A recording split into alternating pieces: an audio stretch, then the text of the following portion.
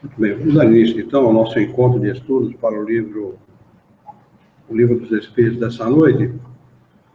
Hoje é dia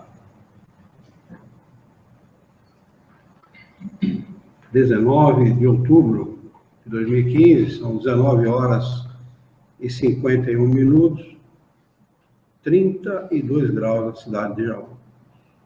Estamos transmitindo esse encontro de estudos diretamente da Associação Jauense de Estudos Espíritas, localizado na cidade de Jaú, estado de São Paulo, Brasil.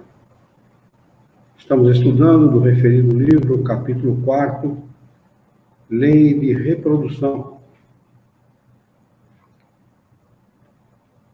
Estamos, então, no livro 3º, As Leis Morais, capítulo 4, Lei da Reprodução. Lei da, não de, da reprodução. Item 1, População do Globo. Questão 686. A reprodução dos seres vivos é uma lei natural? Resposta a isso é evidente. Sem a reprodução, o mundo corpóreo pereceria. Então, aqui cabe uma segunda pergunta. Se a lei de reprodução, ou da reprodução, ou a reprodução dos seres vivos é uma lei natural, o sexo entre os seres vivos também é uma coisa natural. Não tem pecado, não tem coisa nenhuma nessa história, hein? Isso é um grande absurdo, que pregam que as religiões, as supostas religiões, né, os falsos moralistas, pregam. O sexo é uma coisa natural. O que não é natural é a desvirtualização do sexo, né? A exacerbação da relação sexual ou a banalização dela. Mas a relação sexual entre os seres encarnados é uma coisa natural, sobretudo entre sexos opostos. Mas o Evangelho fala que só serve para reprodução. O Evangelho fala o quê? Só serve para reprodução e não vai sentir prazer. Onde está isso? Eles falam. Os evangélicos. Os evangélicos. Eu pensei que você estava dizendo o Evangelho, referindo-se ao Evangelho segundo o Espiritismo, porque isso na doutrina espírita não existe. Tá? O senhor, caríssimo, excelentíssimo bispo da Igreja Universal do Reino de Deus, diz que indica, tem uma cartilha dizendo como a gente deve, como homem e mulher, santos da Igreja Universal do Reino de Deus, tem que se relacionar sexualmente. É a coisa mais absurda do mundo. Se vocês não conhecem, coloca no Google, tá? Baixa a cartilhinha dele e estudem. Aquilo é uma primosidade, é uma coisa extraordinária, é uma pérola. Esse cara, ele lança várias pérolas, essa é uma delas, uma pérola. Depois tem que se lavar muito bem e tal, e pedir que Deus santifique aquele ato, porque é um ato de pecado e tal. Absurdo isso. Puro absurdo. E tem gente que cai nessa balela, nessa baboseira, nessa história. É para prazer, sim. O homem e a mulher têm o direito de ter o prazer no sexo, sim. O que não pode haver é a desvirtualização disso. A banalização. Isso sim. Né? Aliás, como qualquer coisa na vida. Ou qualquer outra coisa. Né? Mas é natural, porque cabe uma pergunta. Se a reprodução é uma coisa natural entre os seres vivos, também o sexo também tem que ser uma coisa natural, porque sem o sexo não há a reprodução. Não é isso? É que o sexo não foi feito só para reprodução. Não, absolutamente. O sexo foi feito por prazer também. Desde que haja o respeito entre o marido e a mulher, a fidelidade conjugal, os dois se respeitem, porque tem marido que estupra a mulher dentro de casa. Isso não é sexo feito com a responsabilidade e com o respeito necessário. É isso que eu estou me referindo. Né? A partir do momento em que a coisa sai do natural, do normal, deixa de ser uma coisa boa para ambas as partes. E o sexo tem que ser bom para ambas as partes. Tem que ser bom para os dois. Se é bom para um lado só, não é bom. Porque o homem, até hoje, nesse aspecto, ele só explorou a mulher. Né? Só explorou, só fez a mulher serva dele, e não companheira. Né? A mulher tem que ser companheira do homem, ela tem que ter prazer no sexo. E a maioria dos homens são egoístas nesse ponto. Tem prazer e larga a mulher ao Deus dará, sem prazer nenhum, que é um grande absurdo. A maioria dos homens não sabe. No mínimo, né? Século XXI, né? A cabeça dos caras estão... É metade da laranja já, né? O resto a outra metade. Falta a outra metade, mas ainda tem. Já tem a metade da laranja, porque a maioria é egoísta. Ele tem lá o prazer sexual dele, vira para o lado e dorme, dane-se no mundo. Né? O que é um grande absurdo. Tá certo? Porque não é justo, é egoísmo do homem. Vamos lá, 687. Se a população seguir sempre a progressão constante que vemos, chegará um momento em que ela se tornará excessiva na Terra.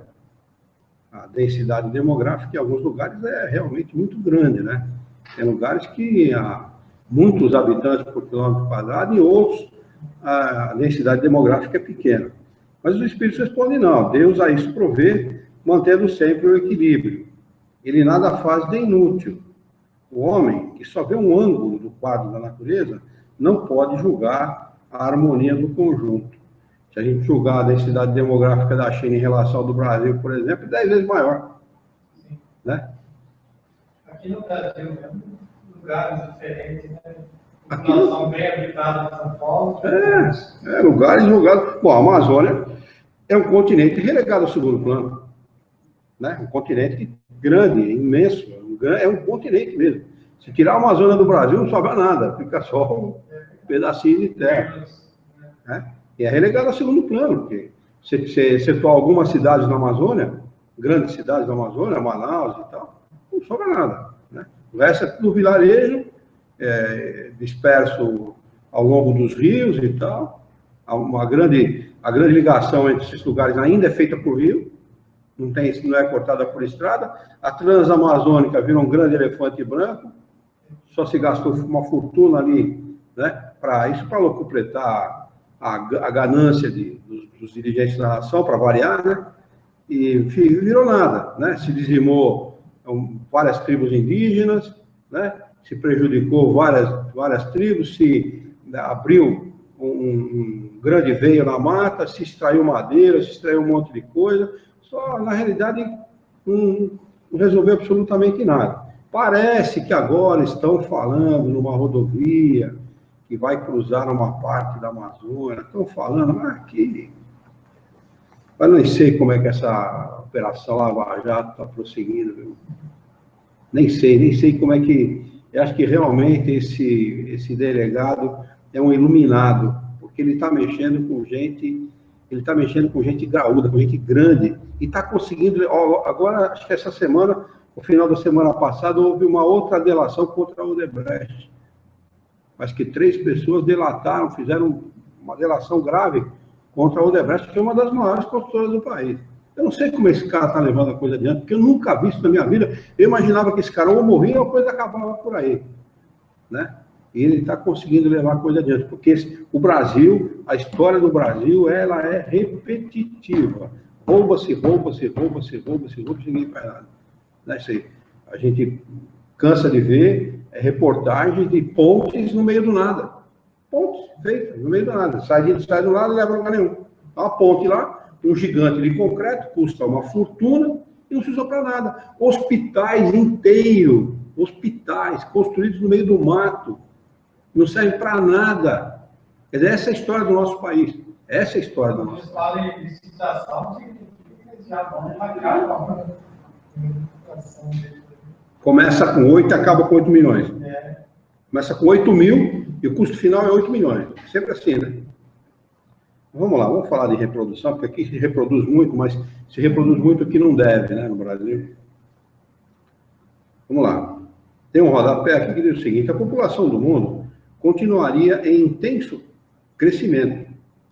Veja-se População Mundial, de A.M. Carl Saunders, Fundo de Cultura Econômica do México, da Cidade do México. Esse livro foi lançado em 1959.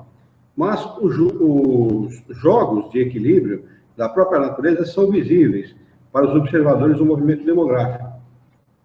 Por outro lado, na proporção em que cresce a população, a ciência e a técnica aumentam as possibilidades de produção e de aproveitamento das regiões inabitadas. As apreensões e o pessimismo de Malthus e seus discípulos dão um exemplo de que seja, abre aspas, ver apenas um ângulo do quadro da natureza, fecha aspas.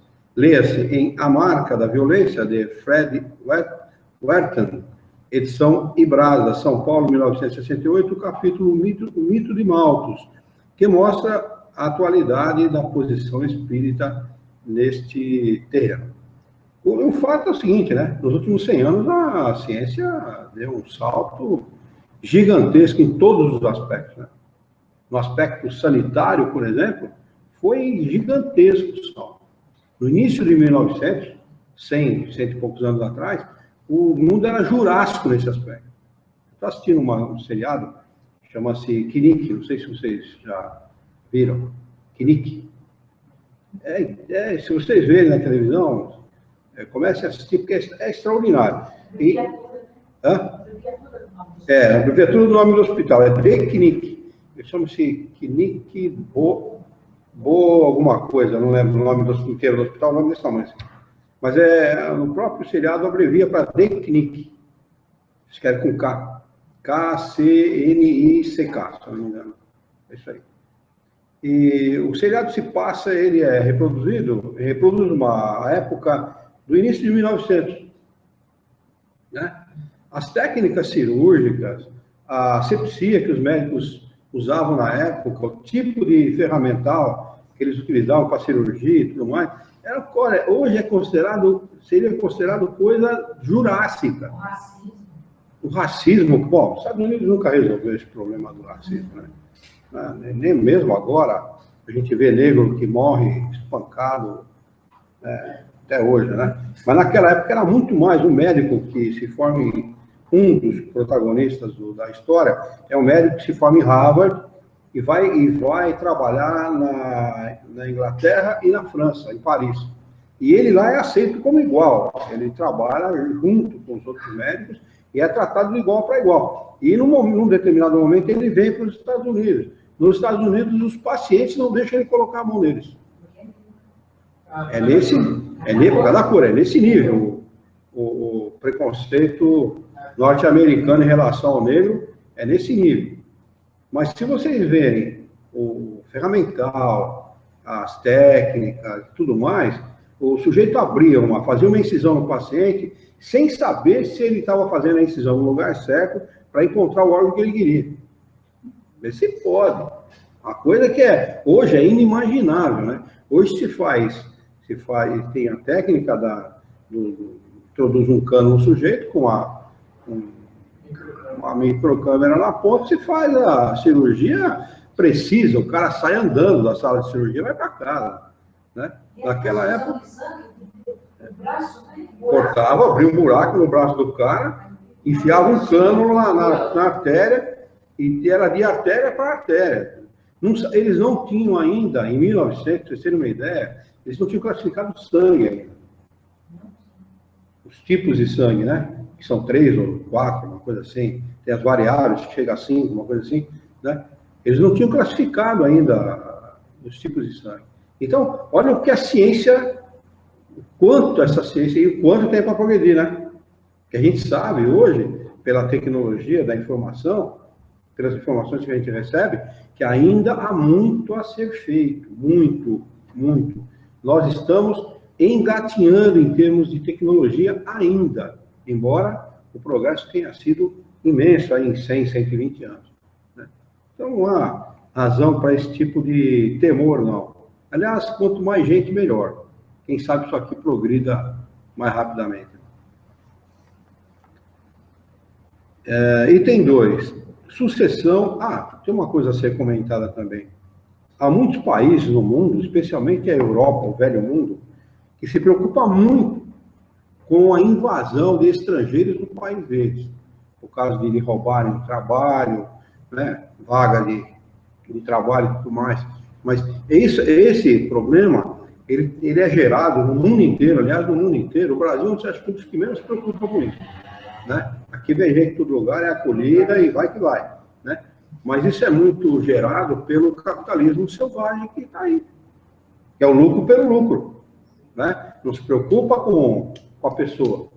né? Aliás, a pessoa, nessa história toda, a pessoa é a variável que menos se preocupa com ela. Os capitalistas menos se preocupam. O problema é o lucro. A questão é o lucro. E isso vem dos Estados Unidos da América, né? Também do velho mundo, né? E progrediu muito nos Estados Unidos da América, que tem por religião fundamental o protestantismo,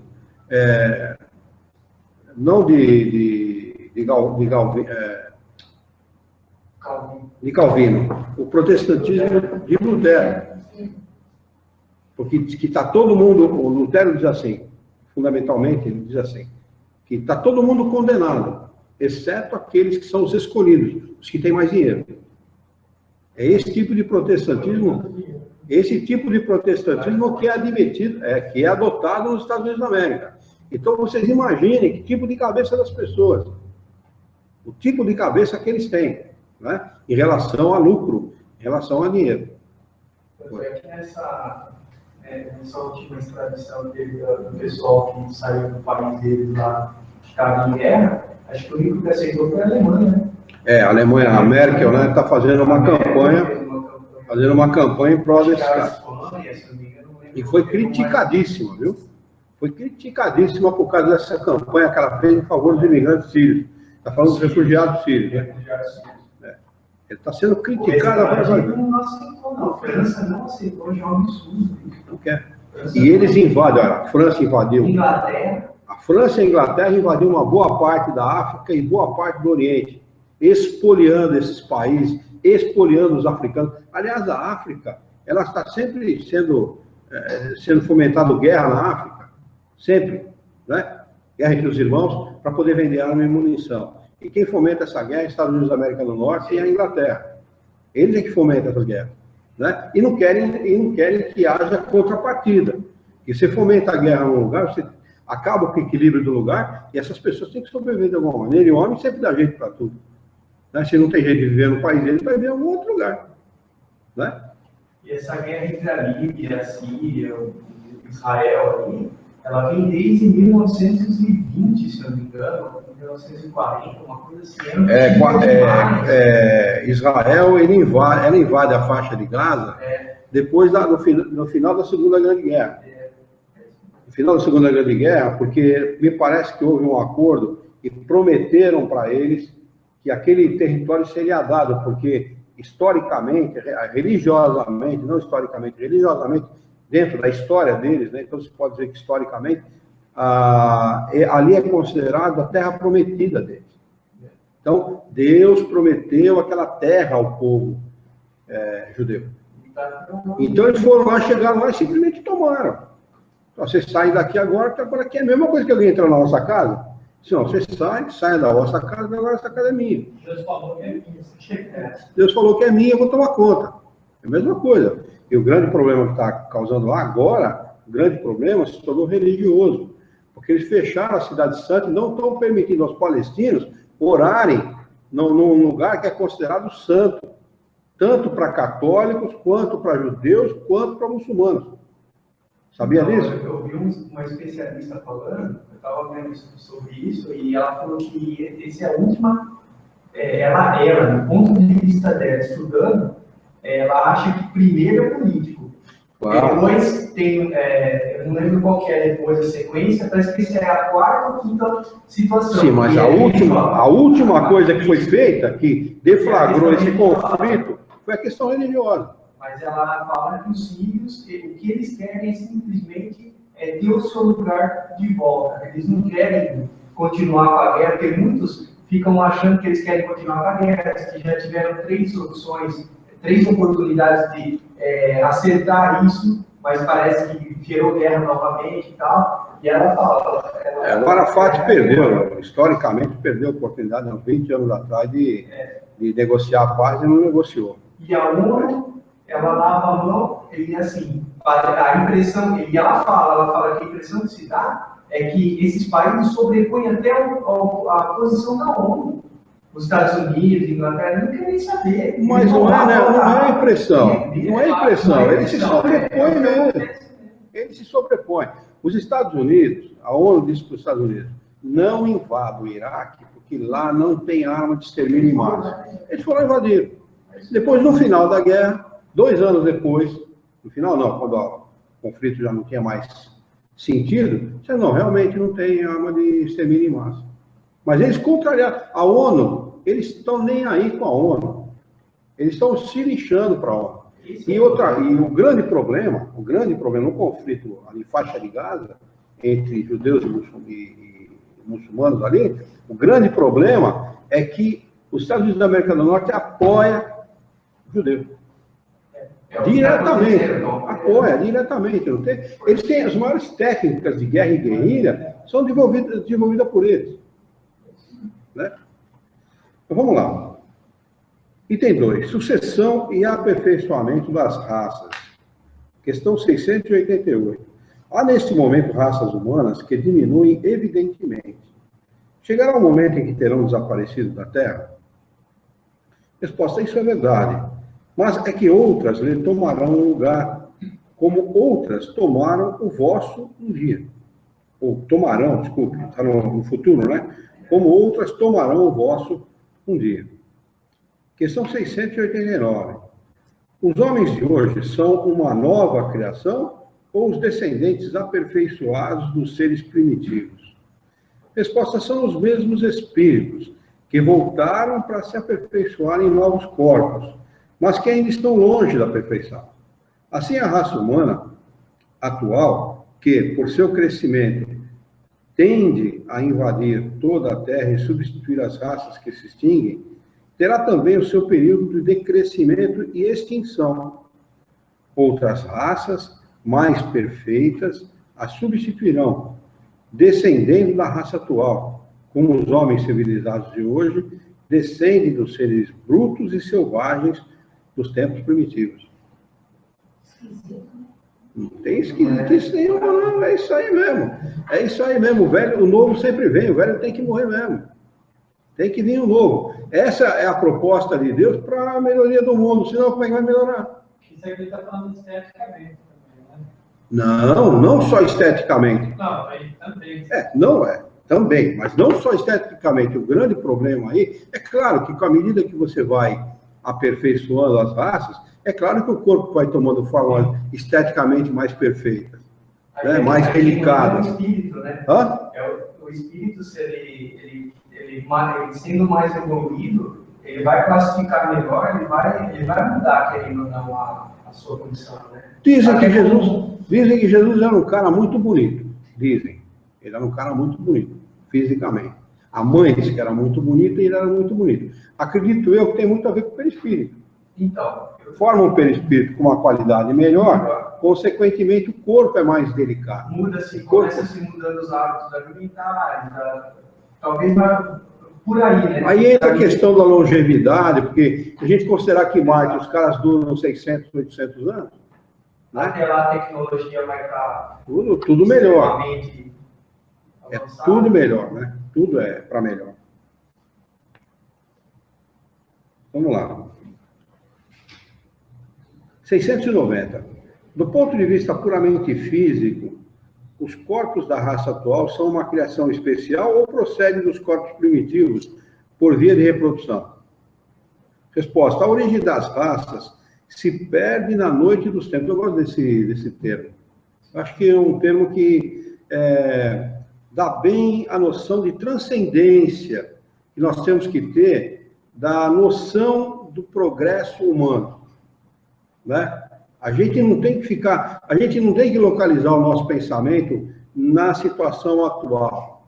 A situação atual, ela é fruto, né? Ela é, vamos dizer assim, consequência de uma situação anterior, que é consequência de uma situação anterior, que é consequência de uma situação anterior, e que vai dar consequência, que vai dar frutos e consequências a uma situação melhor no futuro. Imagine na noite, nisto que eles se referem como a noite dos tempos. O que será do mundo, se a gente imaginar, quem lida com um pouco de tecnologia, quem conhece um pouco de tecnologia, vamos imaginar o mundo daqui 100 anos. Dá para imaginar? 100 anos eu estou falando, hein? E eu estou falando de pouca coisa, hein? 100 anos em termos de tempo é quase nada. Não estou falando de 1000 anos, né? Dá para imaginar o que vai ser a tecnologia daqui a 100 anos? Aquele filme de Volta para o Futuro, ele está completando 30 anos, né? E já é de volta para o passado, né? Não. E do que eles preveram, eles dataram dia 16, se não me engano, dia 20 de outubro. 20 de outubro. 20 de outubro de 2015. É. E naquela época eles preveram skate flutuador. Já existe? Já estão desenvolvendo, mas ainda não funciona bem, mas estão desenvolvendo. A videoconferência já está funcionando. Eles jogaram essa informação na época e realmente funciona. Ou seja, de 4 ou 5 coisas que eles previam, aconteceu acho que 3, umas 2, o capacete lá que adivinhava não sei o que lá e fazia... Vocês já viram o drone? O drone dá mais ou menos o diâmetro dessa mesa aqui, ó. Não, mas o último drone que eu vi tem mais ou menos o diâmetro dessa mesa. Você coloca uma pessoa que tem um pé normal, de 35 a 40, coloca os 2 pés assim, o drone leva o cara e encontra o cara aqui. Já viram isso, não? É interessantíssimo. O cara circulando em cima de um lago. Uma pessoa. Vocês ouviram isso? Interessantíssimo. Interessantíssimo. Imagine, gente, imagine daqui 100 anos. Imagine daqui 100 anos o que não vai ser. Então, se a gente reencarnar, desencarnar hoje, reencarnar daqui 80, 70, 80, 100 anos, que não é impossível de acontecer, talvez a gente reencarne antes e talvez a gente reencarne depois. Decide estudar alguma coisa, se aprimorar em alguma coisa e fica estudando em estado de erraticidade, né? O sujeito que reencarnar daqui 100 anos, ele vai ter que reaprender tudo de novo. O mundo é outro. Como o mundo é outro, dessa série The Knick, para hoje, de 1900 para 2015, é um mundo completamente diferente. Completamente diferente. Completamente. Não havia carros automotivos, motor a combustão. Quer dizer, já havia, mas não era uma coisa popular, não era uma coisa disseminada, as pessoas não tinham. Automóvel era uma coisa que não se usava no dia a dia, era como é que chamava? Carruagem. Né? O sujeito, a ambulância do hospital, esse hospital de Knick, puxado por 2 cavalos. O cara ia virando uma velhinha, 2 cavalos. Né? O cavalo, quando muito, ele pode dar 18, 20 km por hora. Mas criar uma pessoa durante a cirurgia, o cara tinha que estar com o bumbum para machucar o braço. Para quando faz a cirurgia, a pessoa sangra muito, né? Então tem que fazer a sucção do sangue. Era manual. Ela ficava com enxadura. Aí esse médico negro, ele pega um aspirador de pó que o cara veio demonstrar para ele e faz uma adaptação no aspirador de pó para um sugador. Ele faz uma adaptação e ele inventa, e depois o cara fica sabendo que ele tinha inventado e tal. Aí coloca ele numa condição melhor em relação ao outro.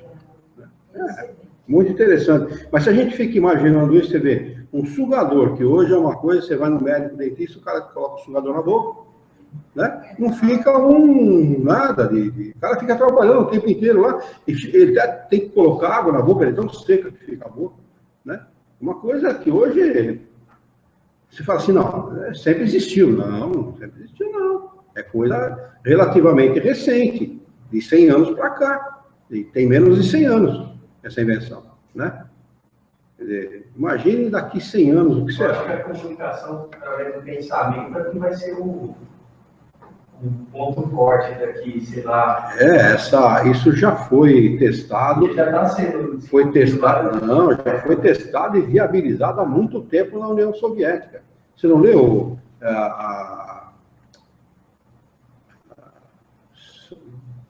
vamos ver se eu lembro o nome. Eu falei ontem Não. As experiências psíquicas além da cortina de ferro. Você não leu esse livro? Isso não. Você tem que ler, cara. Você tem que ler.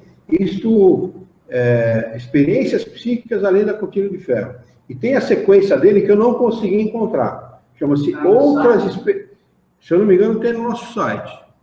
Preciso dar uma olhada, mas se eu não me engano, tem no nosso site. Deixa eu ver aqui.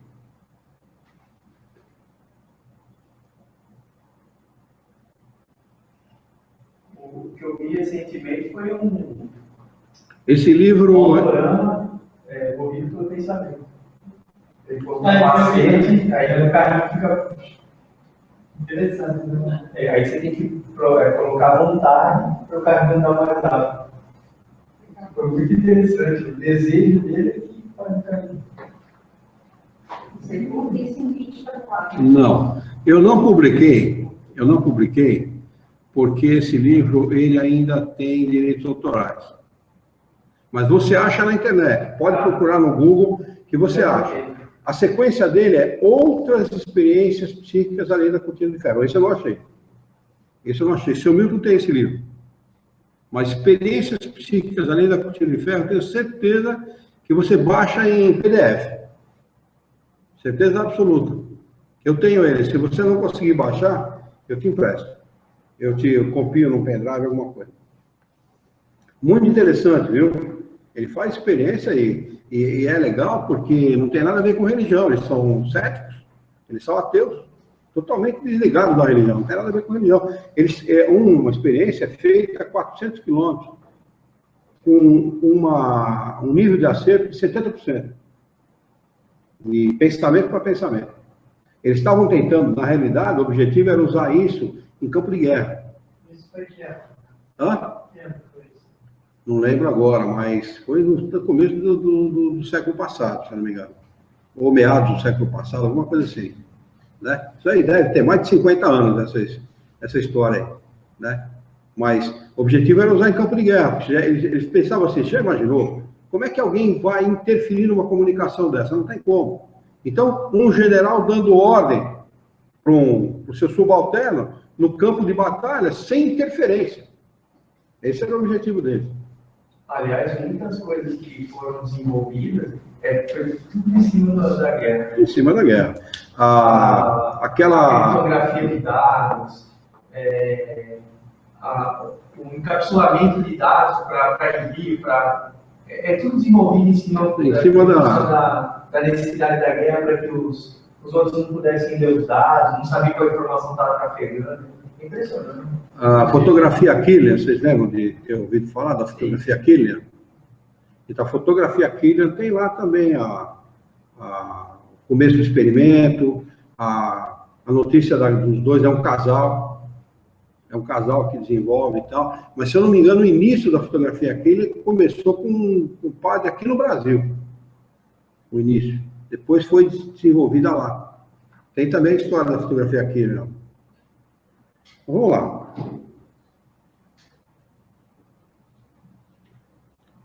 Nós estamos na 691? É isso. Qual é, do ponto de vista físico, o caráter distintivo e dominante das raças primitivas? Resposta: desenvolvimento da força bruta, em detrimento da intelectual. Atualmente dá-se o contrário. O homem faz mais pela inteligência do que pela força física. E, no entanto, faz 100 vezes mais, porque colocou a seu serviço as forças da natureza, o que não fazem os animais. 690 você não leu, não. Hã? 690 você não leu. Não li? Não. Não? Então, vamos lá, vamos voltar lá então. Do ponto de vista puramente físico, os corpos da raça atual são uma criação especial ou procedem dos corpos primitivos por via de reprodução? Resposta: a origem das raças se perde na noite dos tempos. Mas como todos pertencem à grande família humana, qualquer que seja o tronco primitivo de cada uma, puderam mesclar-se e produzir novos tipos. Questão 692. O aperfeiçoamento das raças animais e vegetais pela ciência é contrário à lei natural? Seria mais conforme a essa lei deixar as coisas seguirem o seu curso normal? Resposta: tudo se deve fazer para chegar à perfeição. O próprio homem é um instrumento de que Deus se serve para atingir os seus fins. Sendo a perfeição, o alvo para o que tende a natureza. Favorecer a sua conquista é corresponder àqueles fins. Então, não é antinatural, não. Nós devemos aprimorar, sim. a gente pode colocar aqui dentro os transgênicos, né? Não deixa de ser um aperfeiçoamento da genética. E as hortaliças que se aperfeiçoam, e tudo que o homem procura aperfeiçoar. E há uma polêmica gigante. É claro, em nome do lucro, né? Em nome do lucro, é claro. Você cria uma semente que não precisa de agrotóxico, você vai acabar com uma das mais fortes indústrias do agronegócio que existe, que é a indústria do agrotóxico. É o que mais causa impacto. Quer dizer, se é possível criar uma semente que não precisa de agrotóxico, certamente, com o desenvolvimento dela, você vai criar uma que não precisa de adubo. E aí, você mata aí os caras que vivem do ramo. Por que é que até hoje já se descobriu? E é um dos ramos que mais fatura. Ninguém fatura mais que o ramo do petróleo, concorda? Sim. Tá? É o que eu ia citar. Ninguém fatura mais que o ramo do petróleo. Já há alternativas para o petróleo há muito tempo. Por que é que essas alternativas não entram em vigor? Entra o carro híbrido, mas o carro elétrico não deixa de desenvolver. Não é entre o carro híbrido, mas o carro movido a água não se deixa de desenvolver. O carro a hidrogênio não se deixa de desenvolver. Por quê? O porquê também claro. Vamos lá. Questão 692A. Mas o homem é geralmente movido nos seus esforços para o melhoramento das raças apenas por interesse pessoal, que não tem outro objetivo senão o aumento de seu bem-estar. Isso não diminui o seu mérito? Resposta: que importa que o seu mérito seja nulo, contanto que faça o progresso? Quer dizer, o cara está só pensando no lucro e está colaborando com Deus, né? Compete a ele tornar meritório o seu trabalho através da intenção. Ademais, por meio desse trabalho, ele exercita e desenvolve sua inteligência, e é sobre esse aspecto que tira o maior proveito. Questão de número 3. Obstáculos à reprodução. Questão 693. Pergunta: a lei e os costumes humanos que objetivam ou têm por efeito criar obstáculos à reprodução são contrários à lei natural? Resposta: tudo o que entrava à marcha da natureza é contrário à lei geral. 693A. Não obstante, as espécies de seres vivos, animais e plantas, cuja reprodução indefinida seria prejudicial às outras espécies e das quais, em breve, o próprio homem seria a vítima, seria repreensível deter essa reprodução? Resposta: Deus deu ao homem, sobre todos os seres vivos, um poder que ele deve usar para o bem, mas não abusar. Ele pode regular a reprodução segundo as necessidades, mas não deve entravá-la sem necessidade. A ação inteligente do homem é um contrapeso posto por Deus entre as forças da natureza para restabelecer-lhes o equilíbrio. E isso também o distingue dos animais, pois ele o faz com conhecimento de causa. Os animais concorrem, por sua vez, para esse equilíbrio, pois o instinto de conservação que lhes foi dado faz que, ao proverem a própria conservação, detenham o desenvolvimento excessivo e talvez perigoso das espécies animais e vegetais de que se nutrem.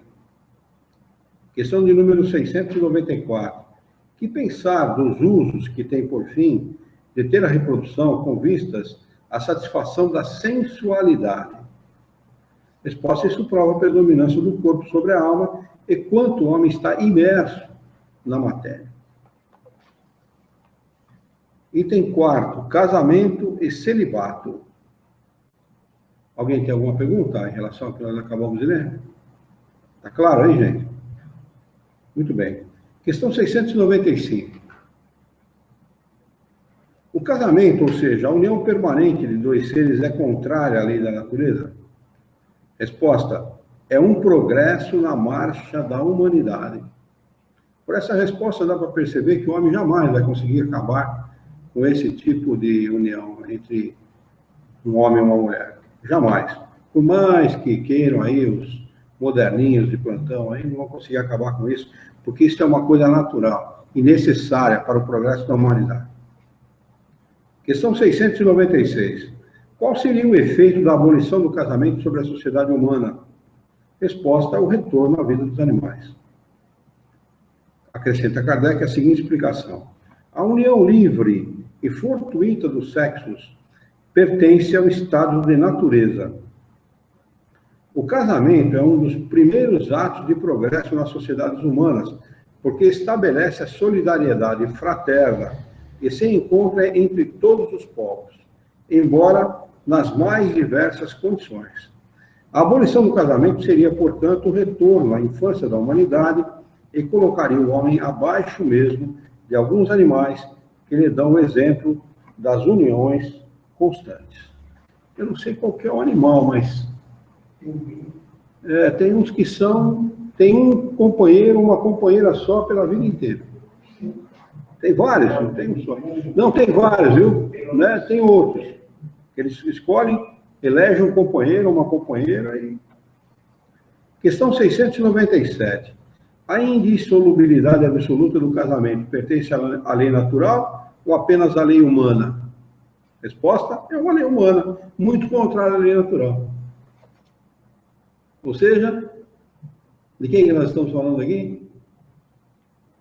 Da igreja, que fica dizendo que, né, casamento é indissolúvel. Baboseira, rapaz. Mulher fica apanhando na cara o tempo inteiro. Tem que mandar o cara passear. Manda o cara passear, pô. Solúvel o quê, rapaz? Vai ficar apanhando, passando fome, filho passando fome, ainda apanhando do sujeito ainda. Manda passear, pô. Solubilidade, nada. É indissolúvel quando existe respeito, né? Aí não é indissolúvel, porque os dois se elegeram, são responsáveis, se amam e se respeitam. Aí não tem o que dissolver, né? A união é estável por conta disso, não por conta da imposição de uma religião. A religião não tem que impor nada, o homem não tem que aceitar esse tipo de imposição. Aliás, o espiritismo não é nem a favor nem contra o casamento, muito pelo contrário.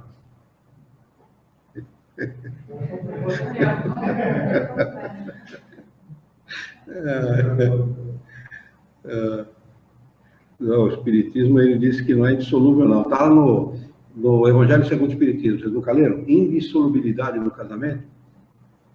Está lá. É uma lei humana muito contrária à lei natural, mas os homens podem modificar as suas leis. Somente as naturais são imutáveis. 698. O celibato voluntário é um estado de perfeição meritória aos olhos de Deus? Resposta: não. Aí tem os carinhas que falam, não, porque eu sou santo e tal. Para. Tem que se juntar, o homem e a mulher foram criados para isso, para se juntarem, formarem família, né? Para procriarem. A procriação, ela traz tudo de bom para o casamento. Aliás, um casal é só um casal enquanto não tem filho, não vai ser família nunca. Então, mas é possível adotar, se não puder ter filho, é possível adotar, por que não? Né? Eu falei, quando eu casei com ela, eu falei, se você não puder ter filho, nós vamos adotar. Porque o casal tem que ter, essa é a função do casal, não é? Não tem outra função. Vamos lá. Oi? Bom, também, é uma possibilidade. Não, os que vivem assim, e os que vivem assim, por egoísmo, desagradam a Deus e enganam a todos. Está falando do celibato, né? 699. O celibato não é um sacrifício para algumas pessoas que desejam devotar-se mais inteiramente ao serviço da humanidade? Resposta: isso é bem diferente. Eu disse por egoísmo. Todo sacrifício pessoal é meritório quando feito para o bem. Quanto maior o sacrifício, maior o mérito. Aí tem uma explicação de Kardec que diz o seguinte: Deus não se contradiz nem considera mal o que ele mesmo fez. Não pode, pois, ver um mérito na violação de sua lei. Mas, se o celibato por si mesmo não é um estado meritório, já não se dá o mesmo quando constitui, pela renúncia, as alegrias da vida familiar, um sacrifício realizado a favor da humanidade. Todo sacrifício pessoal visando ao bem e em seguida, e sem segunda intenção, desculpe, egoísta, eleva o homem acima da sua condição material. São poucos. Existem, viu? Existem aqueles que adotaram o celibato com esse objetivo. Mas foram poucos. Na humanidade, com real objetivo, a gente sabe que Frei Antônio Santana Galvão, por exemplo, foi um sujeito assim. Ele não casou e dedicou a sua vida à ordem dos franciscanos, né? Tem aquela igreja lá na Sé. Teve um caso aqui na beira do Rio Tietê, que surge aqui na beira do Rio Tietê, e era um cara assim, mas a gente sabe que todo espírito que tem o poder de ambiguidade, está num lugar e aparece no outro, é porque ele está acima, em elevação espiritual, acima da maioria, né? Então, espíritos assim que adotam esse tipo de vida e dedicam a sua vida à humanidade. São Francisco de Assis foi um, né? Dedicou a sua vida à humanidade. Embora tenha feito um monte de estrepulia antes dessa vida, né? Também aquele outro, Santo Agostinho, também, a mesma coisa, né? Vamos lá. Item 5, poligamia. Questão de número 700. A igualdade numérica aproximada entre os sexos é um indício da proporção em que eles se devem unir? Resposta: sim, pois tudo tem um fim. Pois tudo tem um fim na natureza. Aqui tem um rodapé, nota do tradutor, que diz: o espiritismo é teológico, tanto do ponto de vista físico quanto do ético. As coisas materiais e os fatos morais, o mundo e o homem, tudo tem uma finalidade, mas não de ordem antropológica. Muitas vezes, ela contraria ou escapa ao pensamento do homem. Isso deu motivo à reação antiteológica da filosofia moderna. A ciência, por sua vez, tratando apenas do plano objetivo, não viu mais que um ângulo do quadro da natureza e restringiu-se às condições determinantes. Sua natureza analítica não lhe permite abranger o sentido das coisas e dos fatos. Henri Bergson, porém, em A Evolução Criativa, desenvolveu a teoria do elan vital, segundo o qual todo o curso da evolução, partindo da matéria mais densa, dirige-se à liberação da consciência do homem, aparecendo este como o fim último da vida na Terra. Essa é a tese espírita da evolução, até os limites da vida terrena. Mas o espiritismo vai além, admitindo a escala dos mundos, através da qual a evolução se processa no infinito, sempre com a finalidade da perfeição. Questão de número 701. Qual das duas, a poligamia ou a monogamia, é a mais conforme à lei de Deus? Resposta: a poligamia é uma lei humana, cuja abolição marca um progresso social. O casamento, segundo as vistas de Deus, deve fundar-se na afeição dos seres que se unem. Na poligamia, não há verdadeira afeição, não há mais do que sensualidade. Acrescenta Kardec a seguinte explicação: se a poligamia estivesse de acordo com a lei natural, deveria ser universal, o que, entretanto, seria materialmente impossível em virtude da igualdade numérica dos sexos.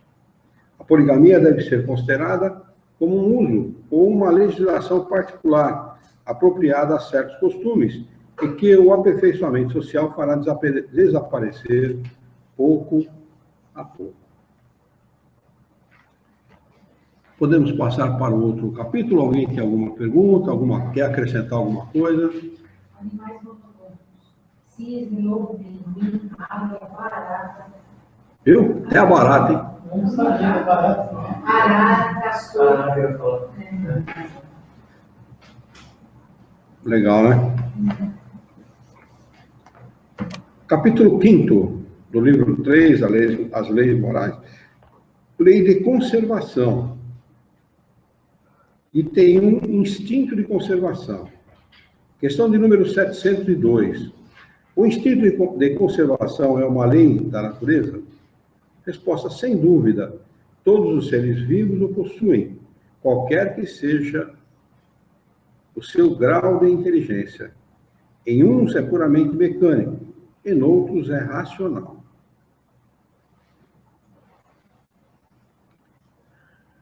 (703) Com que fim Deus concedeu a todos os seres vivos o instinto de conservação? Resposta: porque todos devem colaborar nos desígnios da providência. Foi por isso que Deus lhes deu a necessidade de viver. Depois, a vida é necessária ao aperfeiçoamento dos seres. Eles o sentem instintivamente, sem disso se aperceberem. Muita gente confunde o instinto de conservação com medo. São duas coisas completamente diferentes. Medo é infundado, o instinto de conservação é racional. A gente racionalmente conserva a nossa vida ou preserva a nossa vida. Racionalmente. O medo é irracional. A pessoa tem medo, muitas vezes não sabe por quê. Eu entrevistei uma pessoa aqui outro dia que falou isso. Tenho medo de tudo, por quê? Não sei. É interessante isso, né? É interessante. Item 2. Meios de conservação. 704. Deus dando ao homem a necessidade de viver, sempre lhe forneceu os meios para isso? Resposta: sim. E se ele não os encontra, é por falta de compreensão. Deus não podia dar ao homem a necessidade de viver sem lhe dar também os meios. É por isso que faz a terra produzir de maneira a fornecer o necessário. Mas quanta gente quer pegar na enxada? Hã? Quando a gente não quer trabalhar, em qualquer coisa. Mas em qualquer coisa, quanto mais pegar na enxada. E a terra dá, hein? E a terra é pródiga. Como dá? Hã? Você tem que confiar nele. É.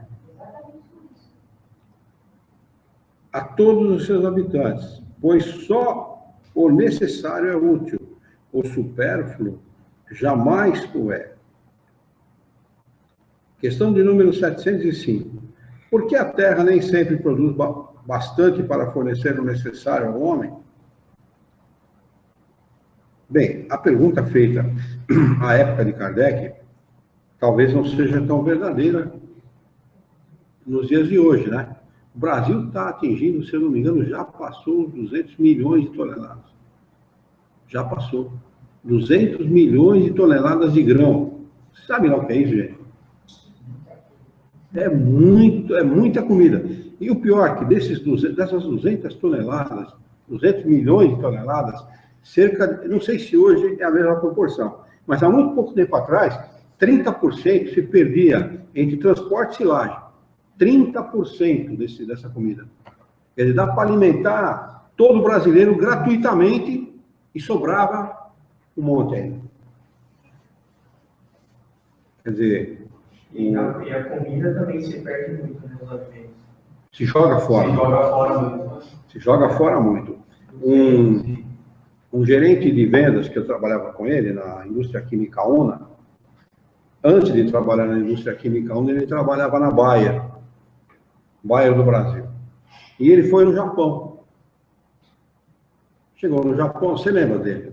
Luiz Sal. Ele contou para nós, contou para mim e para a Yara essa história. Ele foi no Japão e lá você pede um arroz para uma pessoa, é uma cumbuquinha de arroz. É arroz para uma pessoa, bem mais que aquilo, né? Então, tudo que você pedir é um pouquinho de cada coisa, a pessoa come e tal, se satisfaz. Aí foi lá, fez a visita e tal, aí convidou o pessoal da Bayer de lá para fazer uma visita aqui no Brasil.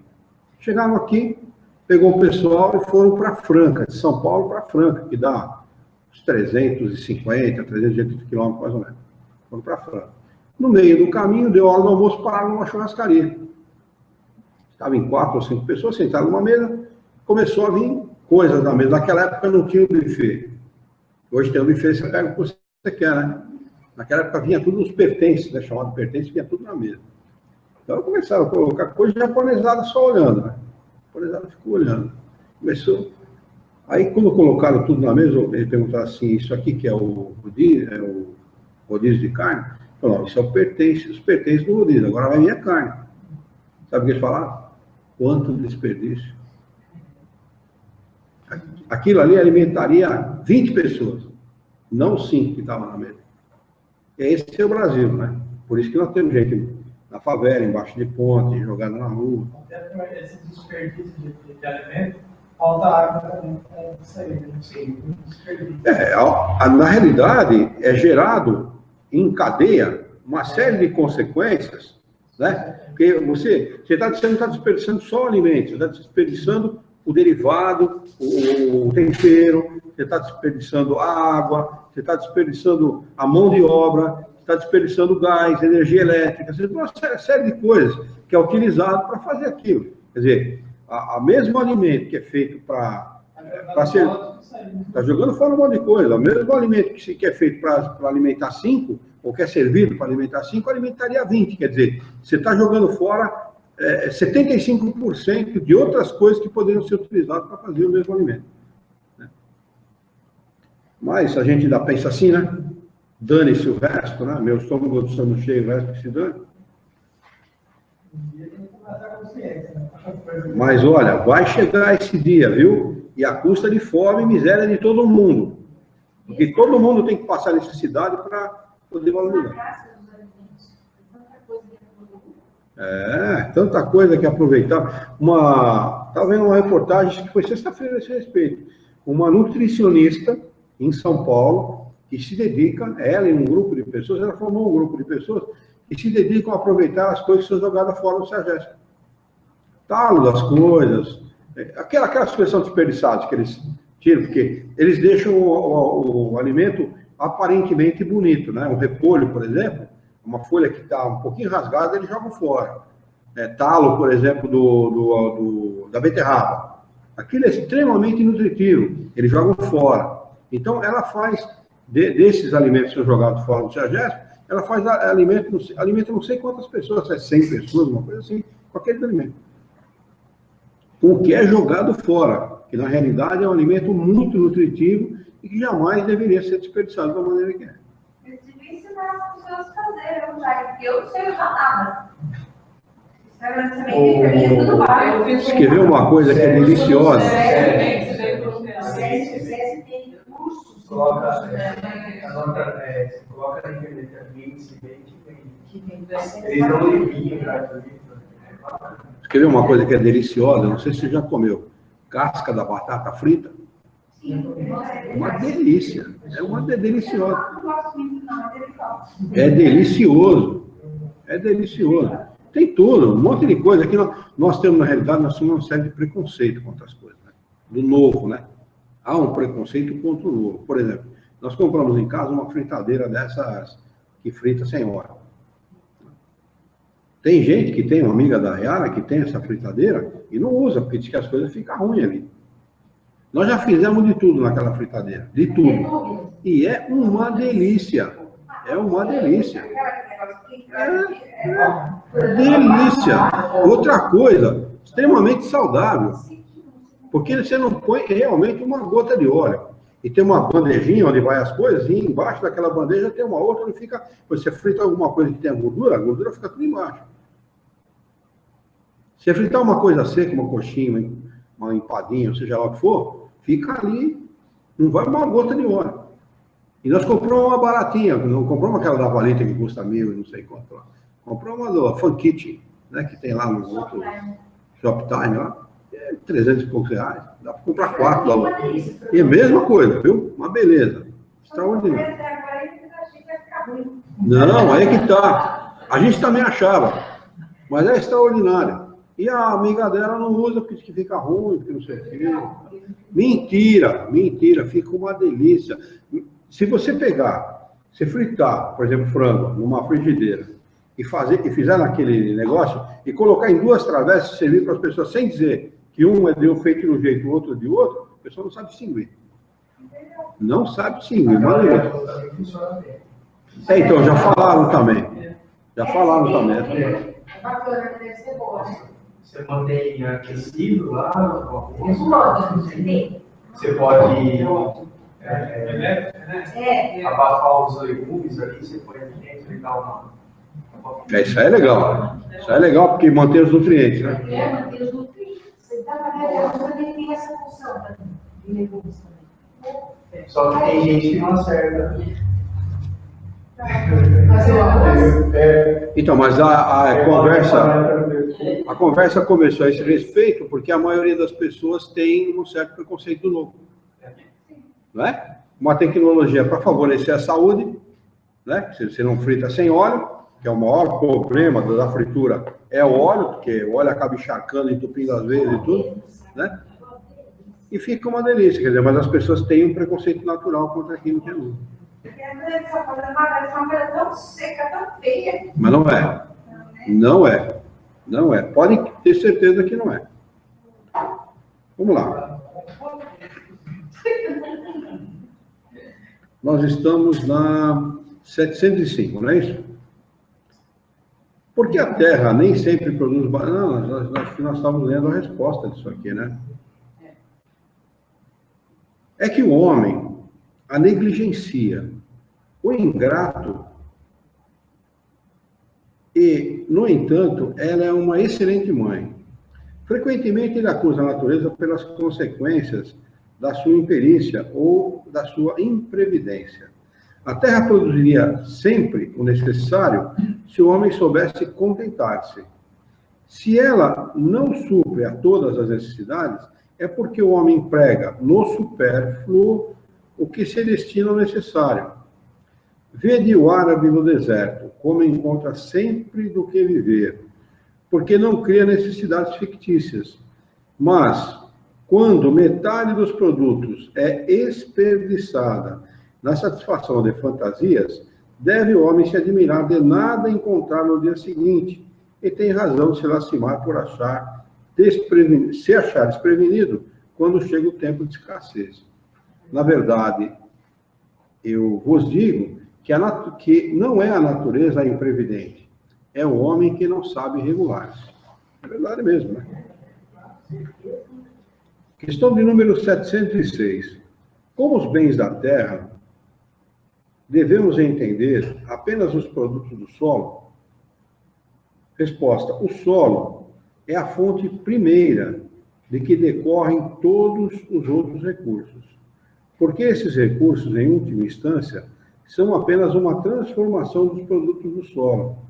É por isso que devemos entender, pelos bens da terra, tudo quanto o homem pode gozar nesse mundo. Questão de número 707.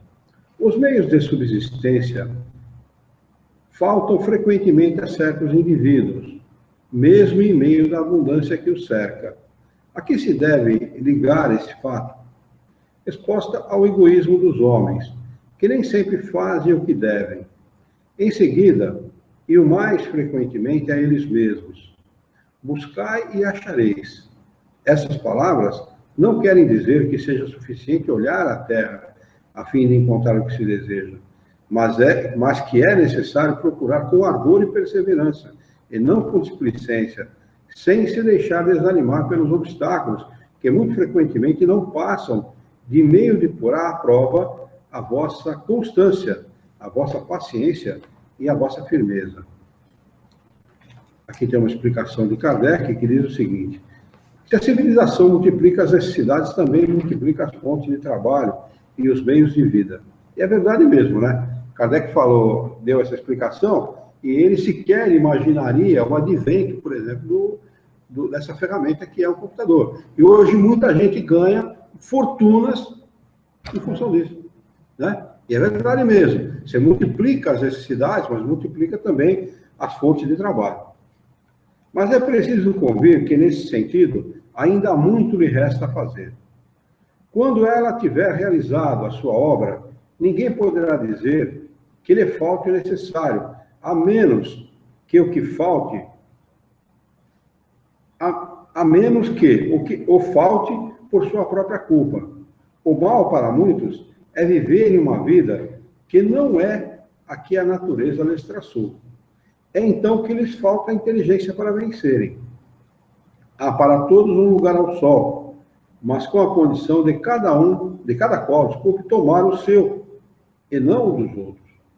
A natureza não poderia ser responsável pelos vícios da organização social e pelas consequências da ambição e do amor próprio.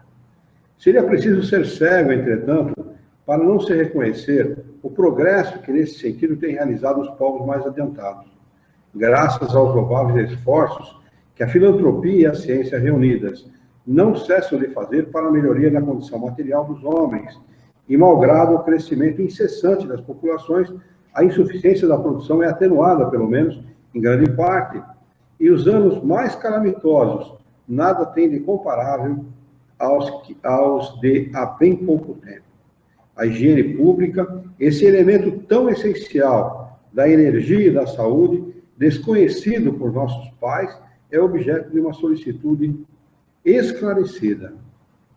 O infortúnio e o sofrimento encontram lugares de refúgio. Por toda parte, a ciência é posta em ação, contribuindo para o acréscimo do bem-estar. Pode-se dizer que atingimos a perfeição? Oh, certamente que não. Mas o que já se fez dá-nos a medida do que pode ser feito com perseverança se o homem for bastante sensato para procurar a sua felicidade nas coisas positivas e sérias, e não nas utopias que o fazem recuar em vez de avançar. Kardec fala aqui de saneamento, né? Numa época em que a França devia estar começando o saneamento básico na França, mas aqui no Brasil nem se falava disso, não é? Quando o grande sanitarista Oswaldo Cruz, né, combateu se não me engano, a malária do Rio de Janeiro, que era a capital federal na época, ele chegou a ser quase agredido. Quase agredido. Malária, né? Malária, eu não sei se era malária, eu não sei qual era, eu sei que era um problema transmitido por um mosquito, né? Eu não sei se era tifo, se era malária, que tipo de coisa era. O Rafael entrou agora. Deixa eu dar boa noite para ele.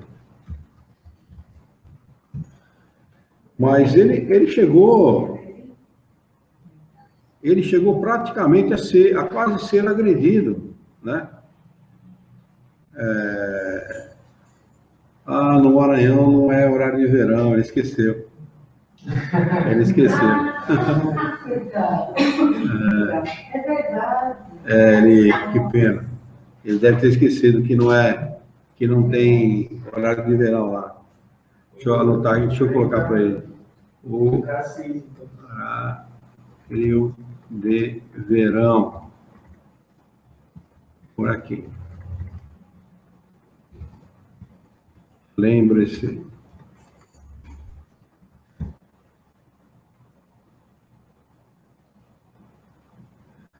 Ele diz assim, aqui no Maranhão, muitas cidades não têm saneamento básico, em pleno 2015.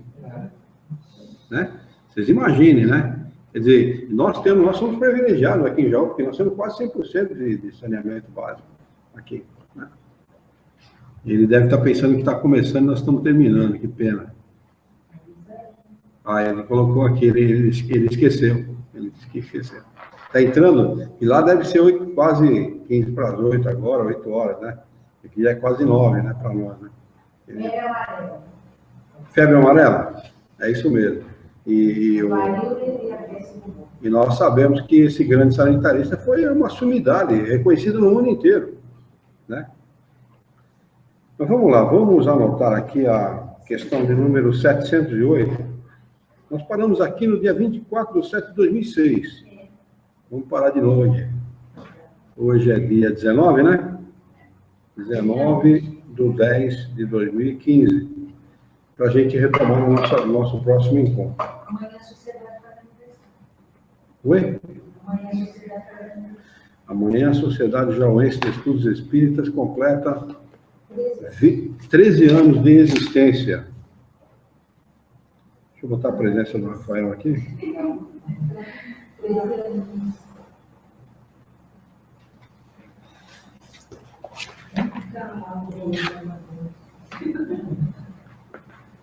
Não entendi bem. De baixo, por cima, do lado. O louco está de todo jeito. E eu acho que muita água ainda há de rolar, né? Seja feita a vontade de Deus. Há 13 anos atrás a gente não existia, já faz 13 que a gente existe. Uma poeira que Deus mandava. Nossa, como tinha poeira dentro daquela casa.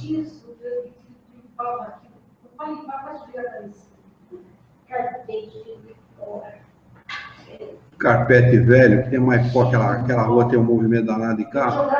Aquele pozinho fino que fica embaixo do carpete. A gente estudava na sala, não conseguia respirar por causa do pó. Na Lourenço Prado, 508, em frente ao colégio. Em frente ao colégio. Ela dava aula lá. Ela nos conheceu por causa disso. Ela dava aula lá e ela viu o centro espírita.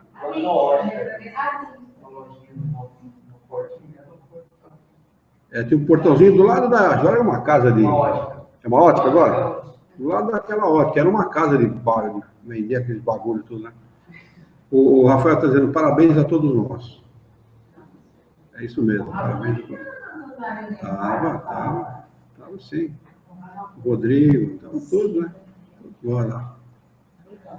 Muito bem, perguntas, considerações, dúvidas? Se não existe, nós vamos encerrar.